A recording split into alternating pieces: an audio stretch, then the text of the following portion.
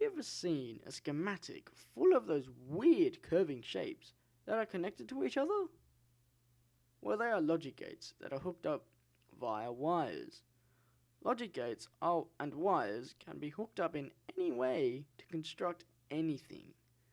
But we are not here to look at the creative side of logic gates. We are here to take on a schematic. And you use Schematic or a website to find out what the circuit is actually doing. On the screen, as you can see right now, there is ABC, and they are hooked up using wires in a particular way that leads to the output Q. You can see those dots on it. They are optional, but all those dots are actually saying is that it is just taking an output from the same line where the dot is actually connected. And also that bump going over the line is telling you that it's not touching, it's not connected. Otherwise, the circuit will be ruined. Build a big base for the logic gates to rest on. Place the inputs A, B, C.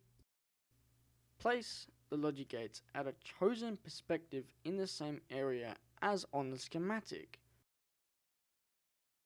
In Schematic, you are going to have to connect the logic gates left to right.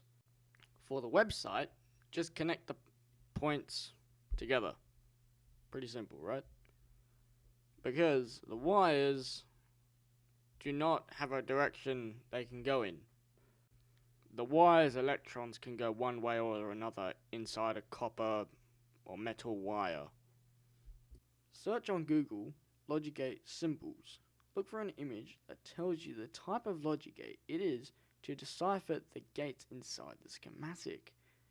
Like this picture, I can tell you exactly what gates they are by comparing the shapes to the ones on the schematic.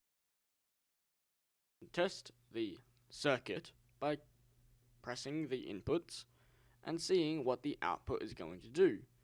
And looking at the wires, you can determine what the output is going to be by using a truth table, which can tell you the exact outputs of the logic gate.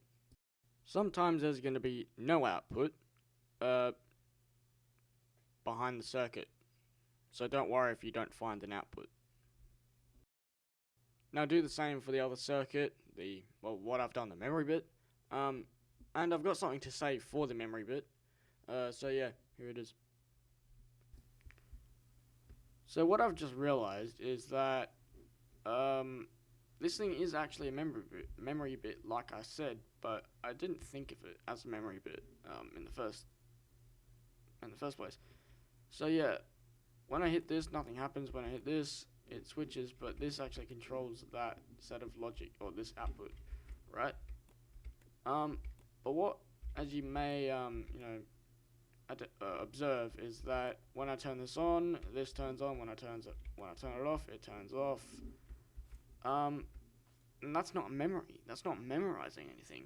But what is turning this one off and then, well, turning B or E off and then D off, which actually is holding the output, which is amazing. I love that.